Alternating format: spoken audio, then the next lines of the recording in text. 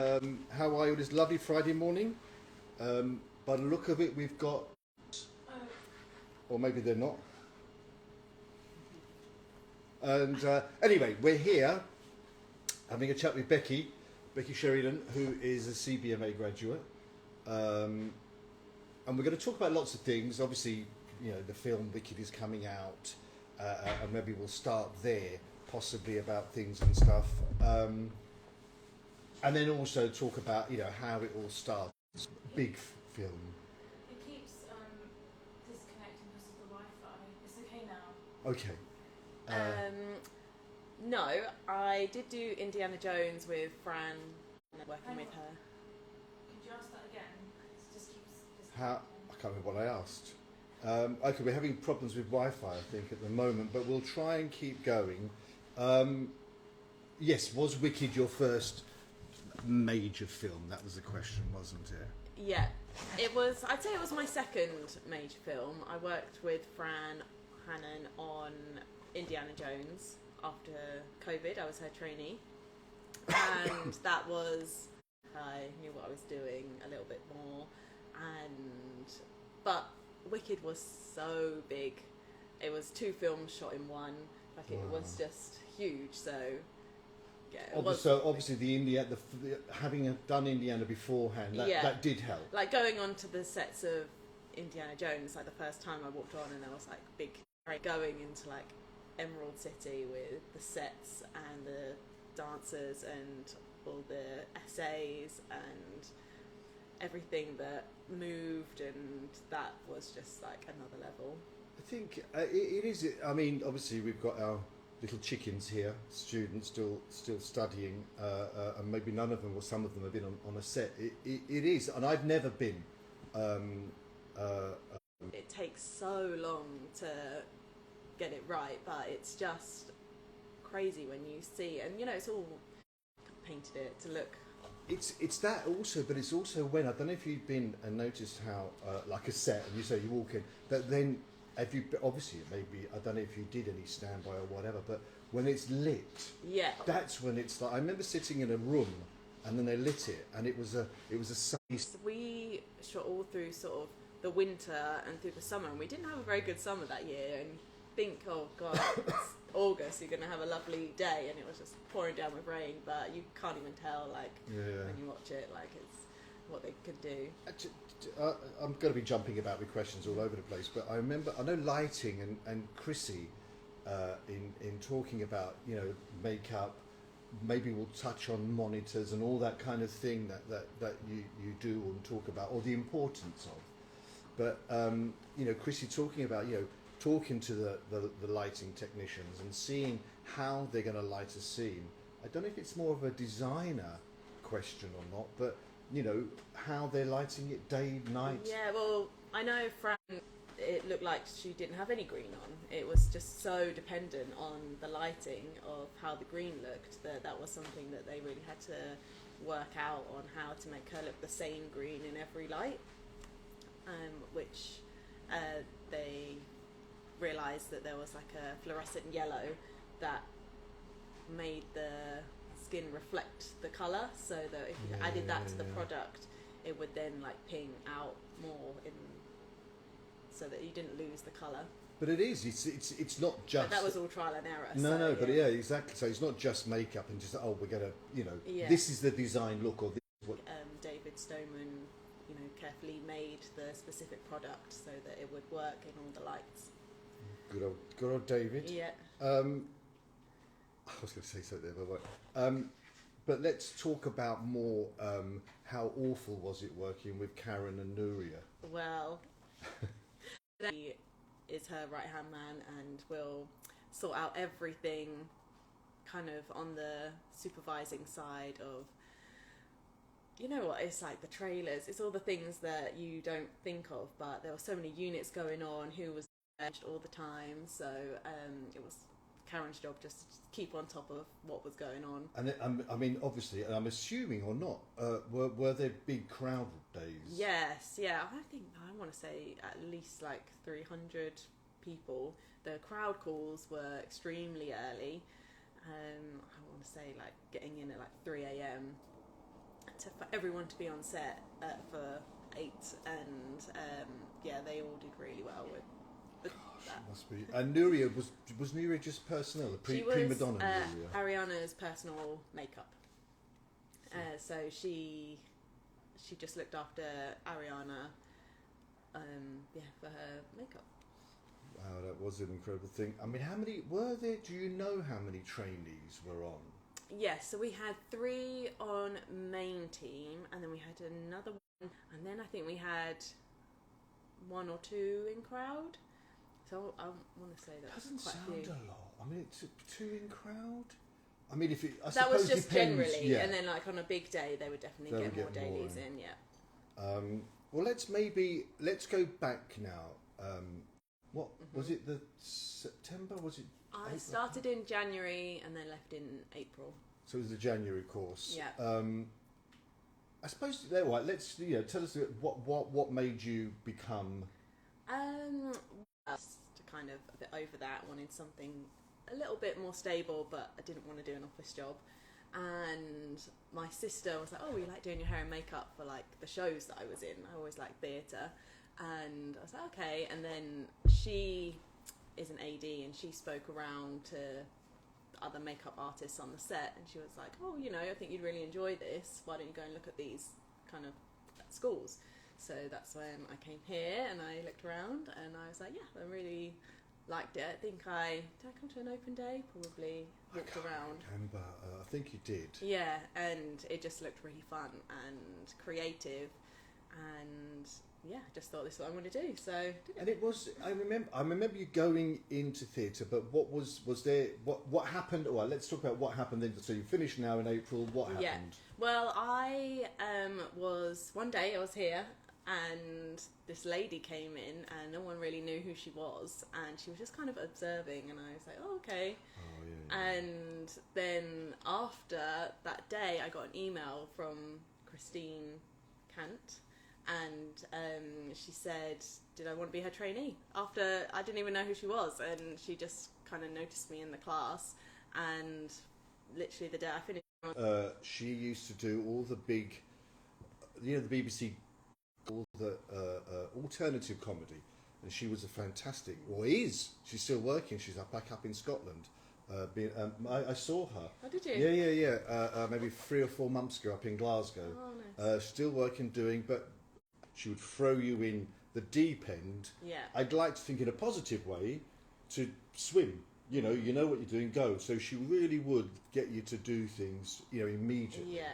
But yeah, sorry, it was go on. very overwhelming because I was only the only trainee and there wasn't a junior, so I just had to kind of work it out as I was going along, and I think it worked out well. And then after that, I went into theatre. I got a job on American in Paris. So, Yes. So yeah, then I started working in theatre, and I just found that theatre was a lot more hands-on. Like, I liked wigs, and it was very practical. It just felt like I was being paid to learn. Yeah. So. Yeah. I mean, I always say, if I can, particularly, it's London, and it's, the tutors coming in to teach wigs and things from the Royal Opera House, Yeah. and the National Theatre and things. So I always try to encourage people to go into theatre. I think there's Shani Lee. Do you know Shani Lee, makeup artist? She's a fellow kid turned makeup artist, theatre kid. Yes. So it's a like experience as a dancer, I knew backstage, I knew all the terms, I knew all the quick changes and things like that, so that was just second nature to me. So I think it came across like I knew what I was doing, even though with the wigs, setting and dressing I might have been a bit more like, oh, I'm not sure what I'm doing.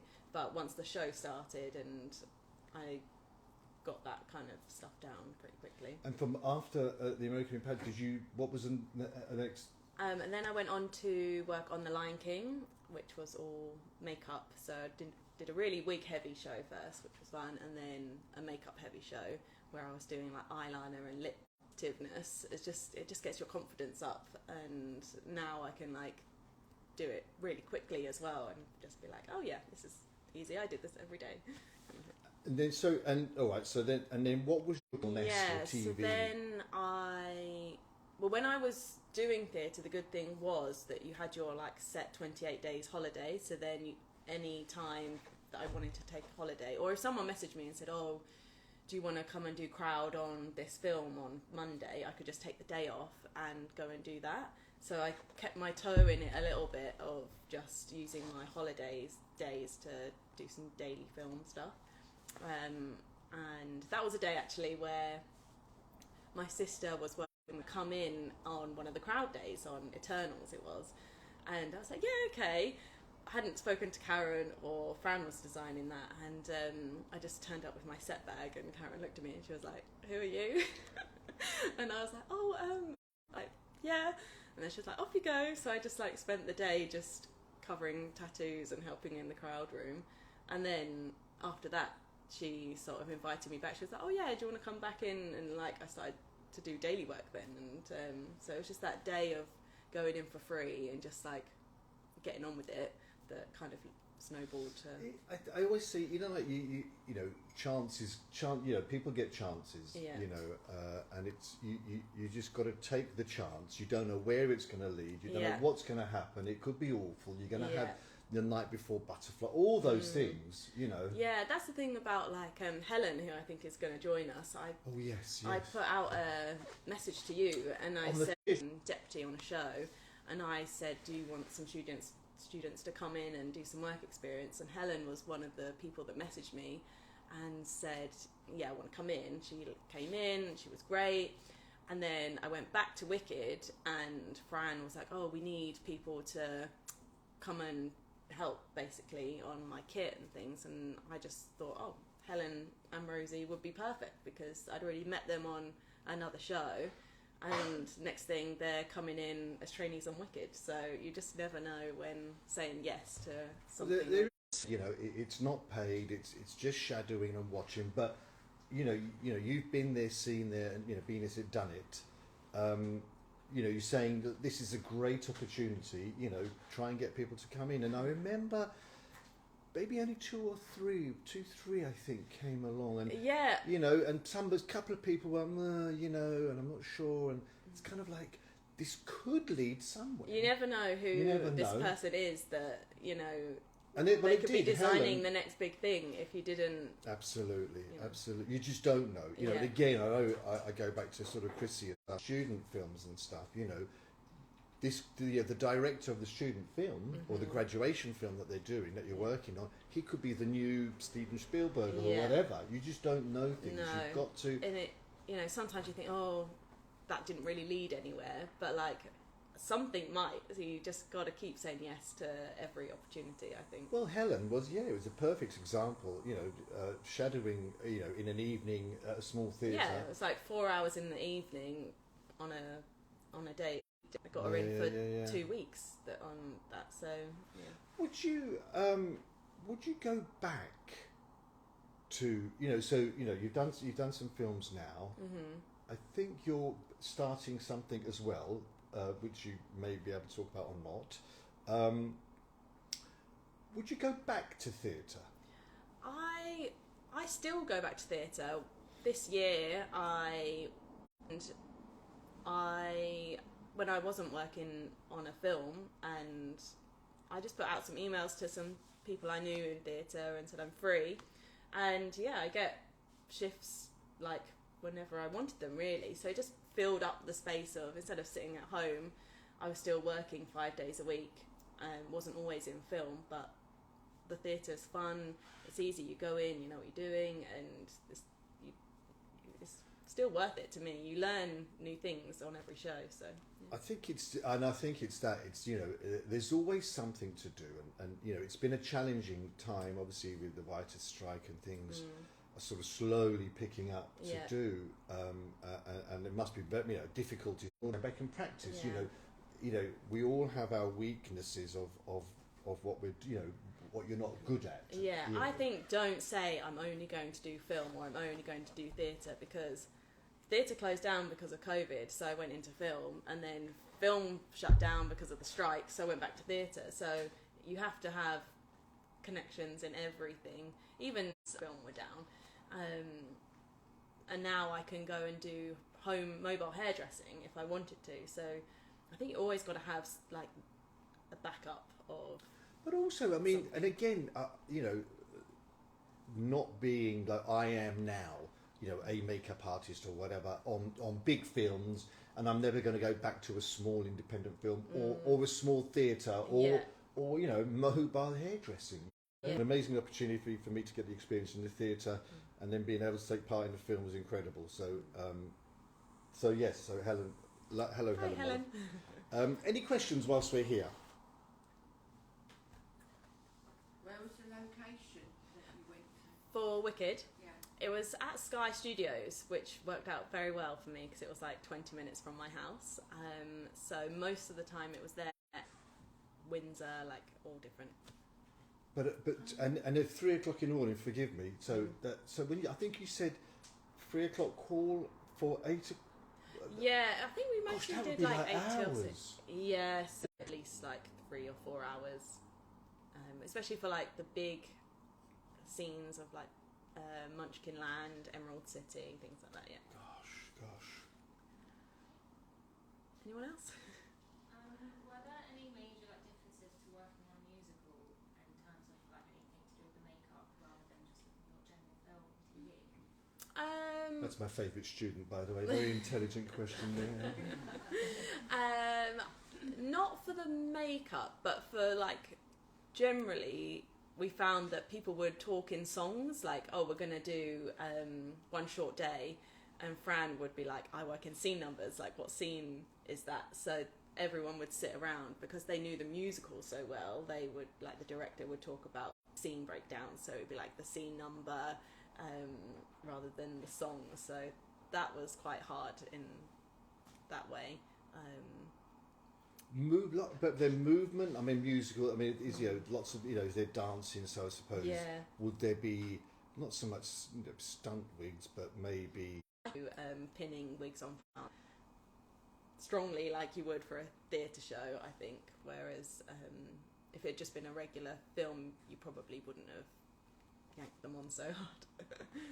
I remember when we first did the, you know, like the changeovers, you know, wig changeovers in theatre, and we had Suzanne from National Theatre, and she's like, "Okay, we'll do and it was like, and she asked a question of how, and she was like, you know, well, sometimes you've got 30 seconds or Yeah. 4.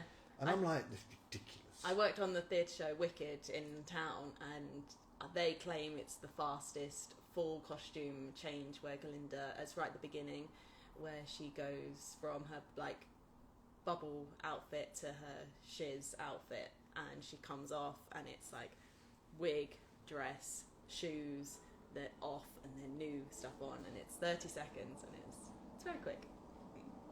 We've got one person here, a very proud mum here. Oh, hi Mum, biggest fan. Becky has such a strong work ethic and goes out and makes things happen, and it's good. And again, I suppose for the students or future students of that, it's you know, just being normal, just you know, and I'm not saying that in any derogatory term, just a nice normal person. Yeah, I think so. I like to think I'm normal, but I don't know if other people might not think Or that. do your mum's typing? I think there's a fine line, like, everyone really wants it. Like, you wouldn't be here if you didn't really want to do it. But also there are some people that have been doing it so long that if you come in too excited at 5 in the morning, people might be a bit like, oh god. So it's that kind of underlying like willingness to do everything, but not like in your face. I think it's that also, you know, reading a room, as you just said. Yeah. You know, let's say miserable stuff. You don't just go start, you know, in singing. No, although me and the other junior Alex, like, we are big Wicked fans, and we would be like in the corner just like, oh my god, I can't believe this is our life. Like, I think she would drive to work listening to the soundtrack and then listen to it all day and then drive home listening to the soundtrack. Like, we were very grateful to be there, but outwardly... Anyone? Did you take any other courses besides the secondary, or you think it would be useful to take? I did do a more intense barbering course. So when I was in theatre, in the daytime, if I wasn't in till late, I would do the barbering in the morning and then go to work. So that definitely helped. And then after COVID, I did a hairdressing MVQ. It was like the only time off that I thought, oh gosh, I'm going to have like 10, 20 weeks to kind of get this done. So, and that really helped me as a trainee. I think it kind of set me apart a little bit because there aren't that many people in the team that can colour. So if everyone was really busy and still needed to have the right colour hair, like I got the opportunity to do that because I could, whereas there might have been other people that couldn't do that. So I think the hair colouring and the barbering really helped. These are kind of things that you can, you know, like, I didn't do them straight away. I was going to say that, you know, like sort of not to, sometimes I think, you know, oh, I'll go and do another course and I'll do another course, because it's almost an element of, you know, that's the easiest thing to do rather than confronting the challenge, let's say, of, you know, getting to work. So, you know, start doing work, and I think it's a perfect example again with Becky of working and doing and seeing what's potentially because you don't want to just do a course because you think it's going to help and then you never get to do it. Whereas I was in theatre and I could see everyone was doing a lot of haircuts, and I thought, oh, actually, maybe I should learn a little bit more on this. But that was like 2 or 3 years into doing that. No, the prosthetics team were like Mark Coulier. There was lots of Academy Award winning people. I did help them in like just generally as you know, getting their bits together and tidying up and all that kind of stuff. But those calls were very, very long as well. Good 3 or 4 hours. But no, I didn't do it. I mean, you know, I suppose, you know, advice to the cohort here. If you know, what advice could you give? I mean, we've talked a little bit about things, but I suppose let's, you know, reiterate that, you know, everyone's come here, or people do come here for, you know, to become a hair and makeup artist one day. I think my advice would be to, your peers are your connections, so try not to see everyone as competition. I feel like if one person gets a really big job, that's great for you, because if you're friends with them and as soon as they need someone, they're going to be like, oh, let me get my friend in. That's kind of how it works. And I think it's great to like network in a crowd room. You know, you want to meet all the supervisors and the designers, but I've got a lot of jobs through my friends who I'm like, oh, I got this, but I can't do it. Do you want to do it? And I think it's to make friends with the trainees and the juniors when you're on a job, not always just the designer and the supervisor and the artist. Like the people on your level are the people that you're gonna help each other. Helen's saying, take each day as it comes. Every day, you know, I think I'd like to think what we try and do here is, you know, the family. I know we talk about family and teamwork, and hopefully it works, because it is, you know, I mean, there are other places where it's very much, you know, dog eat dog, only, you know, one of you will survive, the rest will perish, but there's no reason why, you know, all the students in one group don't do well. Yeah, I think... And helping each other, and it will be, you know, if so face it, you know. And I know that, like, me and some friends have both gone for the same theatre job, and, like, one person's got it and the other person hasn't, and actually it just worked out in that was better for her, and, you know, I got something else that was great for me. So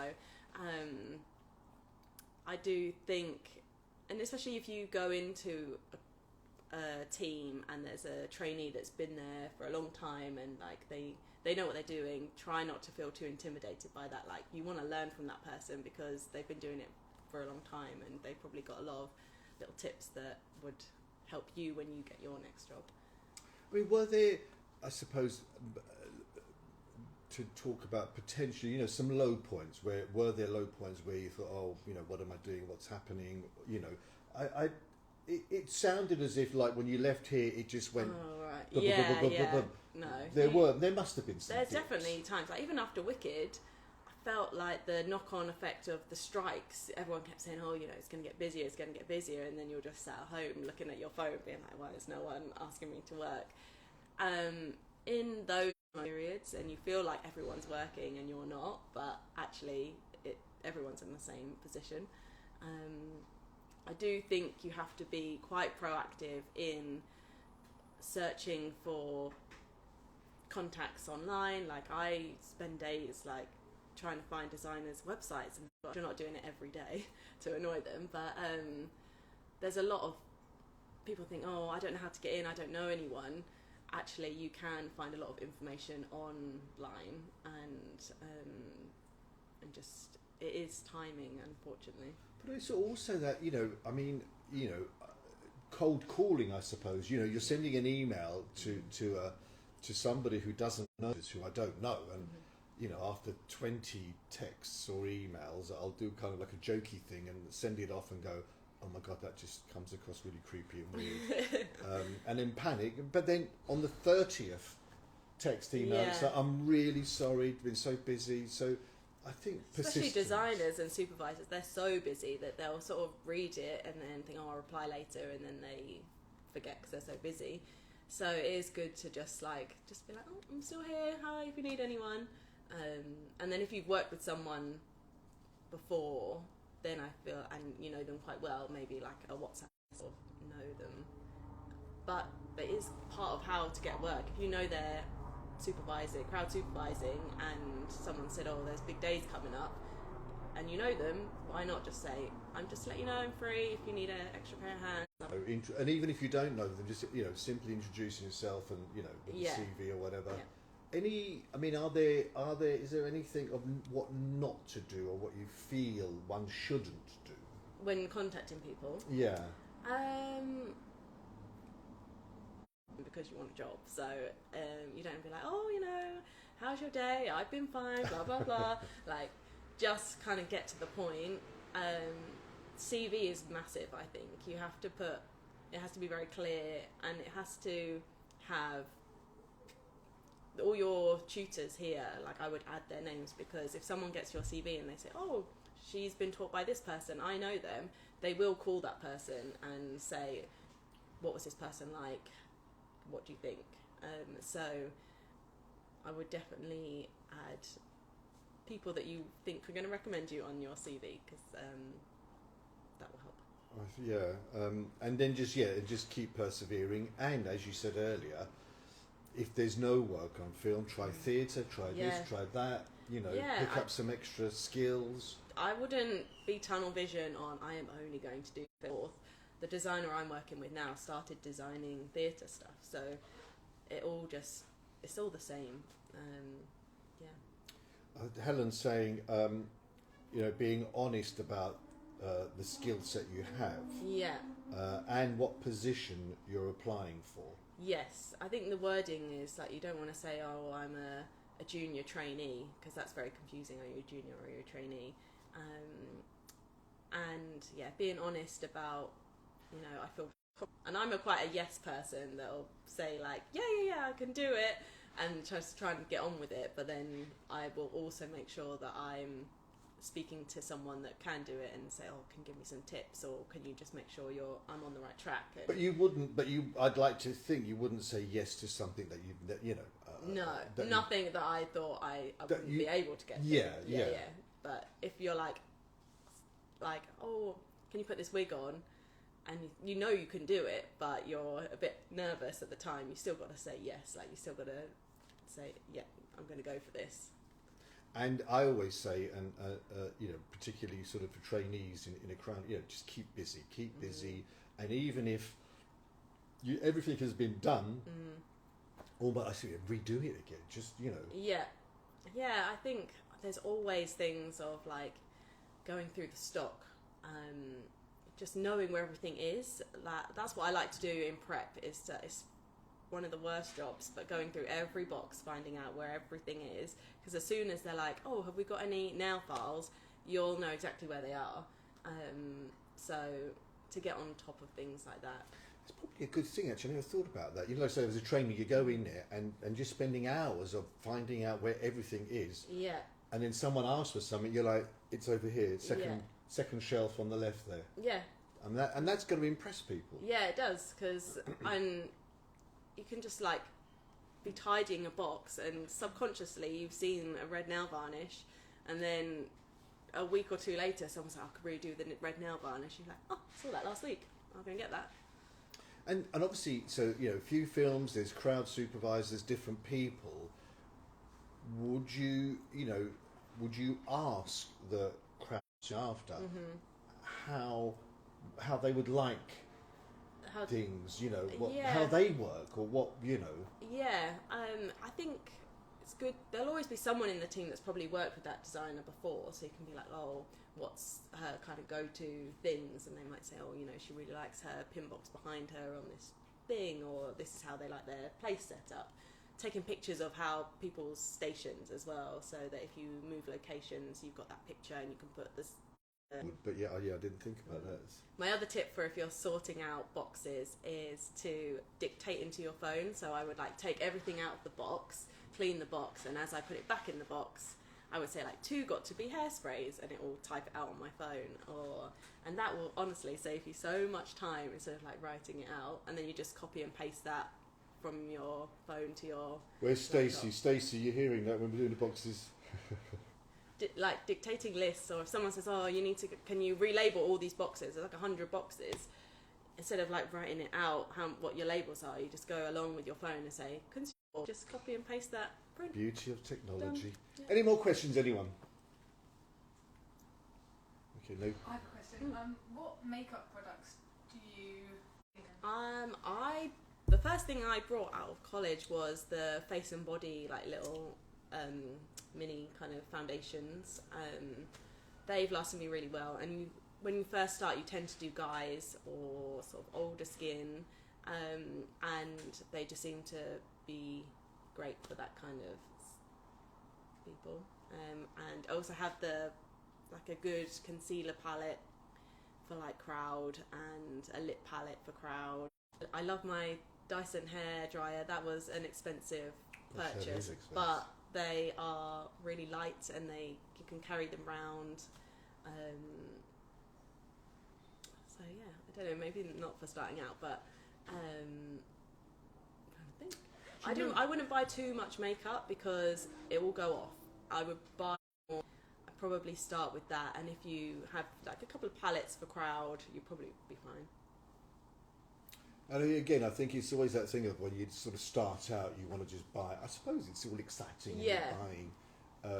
Buying the Mac Pro cream palette, and it's just colours, and I just want to buy it. I've got like the little mini sort of £14-15 ones, and they just stay in my set bag. I think you're basically going to live out of your set bag as a trainee, so you don't need to go. Keep it simple, really. Well, you get like characters coming into you. Do you actually have like a picture on your station to know what they're going to look like in makeup? Yeah. Or do they actually tell you? It depends. So sometimes they've come in for a fitting, and one of the artists has made them up before, and then the actual sheet that you get is a big responsibility for trainees. You want to make sure and given out to the correct person the night before if you can.